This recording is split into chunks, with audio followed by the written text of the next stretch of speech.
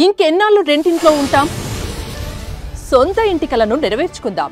Suman TV biggest property expo October 18th, 19th HSCC Novotel Hyderabad. ఇప్పుడే free entry కోసం call చేయండి.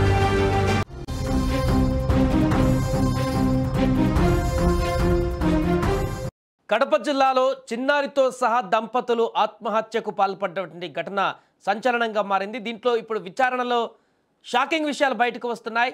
దానికి సంబంధించిన బిగ్ బ్రేకింగ్ న్యూస్ ఒకటి మనకు అందుతుంది. దానికంటే ముందు బిగ్ అప్డేట్ ఒకసారి చూద్దాం. హైదరాబాద్ మొత్తంలో ఉన్న బెస్ట్ ప్రాపర్టీస్లో అన్నిటినీ ఒకే వేదిక పైకి తీసుకువస్తుంది సుమన్ టీవీ. అక్టోబర్ 18, 19వ తేదీన HSCC నోవోటెల్లో జరిగేటువంటి సుమన్ టీవీ ప్రాపర్టీ ఎక్స్పోలో best flats, villas, open plots, Deepavali offers and డిస్కౌంట్స్తో అందుబాటులో ఉంటాయి. మీరు విజిట్ చేసి ప్రతి గంటకి ఒక గోల్డ్ కాయిన్ గెలుచుకునేటువంటి ఛాన్స్ కూడా ఉంది.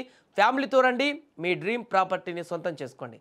రైట్, ఇక వార్తలోకి వెళ్తే కడప జిల్లాలో నిన్న ఒక వార్త మనం చూడడం జరిగింది. ఒక చిన్నారితో సహా దంపతులు, కొత్తగా పెళ్ళైనటువంటి దంపతులు రైలు కింద పడి ఆత్మహత్య చేసుకున్నటువంటి ఘటన చూసాం. మనం అందరం చాలా కలిసివేసిందంతా కూడా విషాదకరంగా మారింది ఆ ప్రాంతంలో అంతా కూడా ఆ ఘటన. అయితే దీనికి సంబంధించిన సంచలన విషయాలు ఇప్పుడు బయటకు వస్తున్నాయి. మొదట వ్యక్తిగత గొడవలు అనుకున్నా కూడా దీని వెనక ఆస్తి వివాదం కూడా ఉన్నట్లుగా తాజాగా తెలుస్తుంది. ప్రేమించి పెళ్లి చేసుకున్నారు ఆ ఇద్దరు యువతి యువకులు కూడా. ఈ నేపథ్యంలోనే ఆస్తి గొడవలు, కుటుంబ కలహాల కారణంగానే పసిబిడ్డతో సహా రైలు పట్టాలపైన వీరు ప్రాణాలు వదిలినట్టుగా తెలుస్తుంది. అంతేకాదు దీంట్లో మరొక ట్విస్ట్ కూడా నెలకొంది. కడపలోని శ్రీరాములు నగర్కు చెందినటువంటి శ్రీరాములు మృత్యుంజయ కుంటలో ఉంటున్నటువంటి తన బంధువు కుమార్తె శిరీషను ప్రేమించాడు. పెద్దల అంగీకారంతోనే వీరిద్దరు కూడా పెళ్లి చేసుకున్నారు. వీరికి రిత్విక్ 16 నెలల చిన్న బాబు కూడా ఉన్నాడు. అయితే శ్రీరాములు తన తల్లిదండ్రులు, నానమ్మ, తాతయ్యలతో ఉమ్మడి ఇంట్లోనే నివాసం ఉండేవాడు. అయితే శ్రీరాములు ప్రేమ పెళ్లి చేసుకోవడం వల్ల కుటుంబంలో గొడవలు మొదలయ్యాయని చెబుతున్నారు. ముఖ్యంగా ఆస్తి పంపకాల విషయంలో డైలీ అంటే ప్రతిరోజు కూడా గొడవలు జరుగుతుండేవట. దీనికి తోడు శ్రీరాములకు మద్యం తాగేటువంటి అలవాటు కూడా ఉంది. ఈ మత్తులో అతను మరింత ఎక్కువగా గొడవ పడేవాడు. ఈ గొడవలే వారి జీవితానికి ఎండ్ కార్డు పడేలా చేశాయంటూ కూడా అక్కడున్న వారు చెప్తున్నారు. రైట్, ఇక ఆదివారం రాత్రి కూడా శ్రీరాములు మద్యం సేవించి ఇంటికి వచ్చాడు. ఎప్పటిలాగే ఆస్తి, కుటుంబ సభ్యులతో గొడవ పడ్డాడు.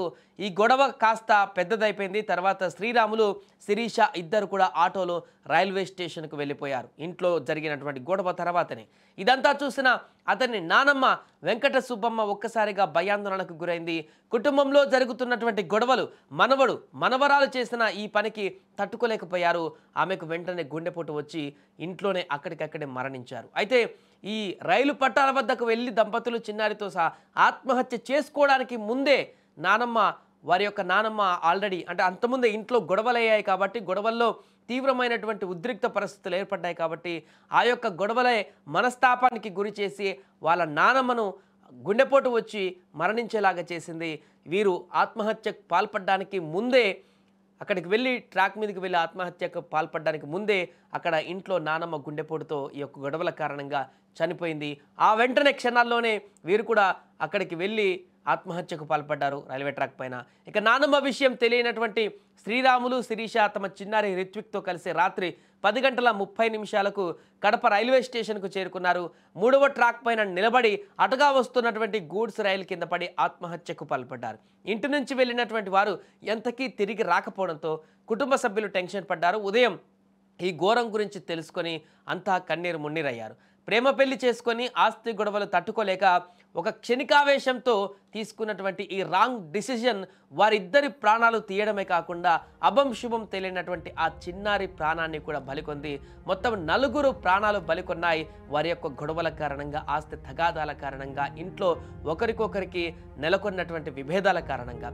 ఇలాంటి పరిస్థితులలో ఒకే కుటుంబానికి చెందినటువంటి 4 ఒకే రోజు ఒకే సమయంలో చనిపోవడం అనేది చాలా దిగ్భ్రాంతికి గురి చేసేటువంటి అంశంగా మారింది. అక్కడ ఉన్నటువంటి స్థానికులందరినీ కూడా కన్నీటి పర్యాంతానికి గురి చేస్తుంది. ఎన్ని గొడవలు ఉన్నా, ఎన్ని ఆస్తి తగాదాలు ఉన్నా కూడా అవి సద్దుమణుగుతాయి. కూర్చొని మాట్లాడుకుంటే సెటిల్ అయిపోతాయి. 4గురిని పిలిపించి మాట్లాడుకుంటే దానికి ఒక పరిష్కారం దొరుకుతుంది. కానీ అలాంటి పరిష్కారం కంటే ముందే క్షణికావేశం అనేటువంటి ఒక ఈగో ఇది ప్రాణాలన్నీ ఏ రకంగా బలి తీస్తుందనే దానికి మరొక ఉదాహరణగా వీరి యొక్క మరణాలు మనకు కనిపిస్తున్నాయి.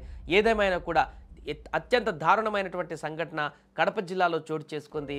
ఎవరు ఊహించినటువంటి విధంగా ఒక కుటుంబం మొత్తం కూడా చిన్నాభిన్నం అయిపోయింది. దంపతులతో పాటు అభం శుభం తెలియని ఒక చిన్నారితో పాటు వారి నానమ్మ వృద్ధురాలు ఆమె కూడా మరణించడం అనేది ఇప్పుడు అక్కడున్న వారందరినీ కూడా శోకసంద్రంలోకి ముంచుతుంది.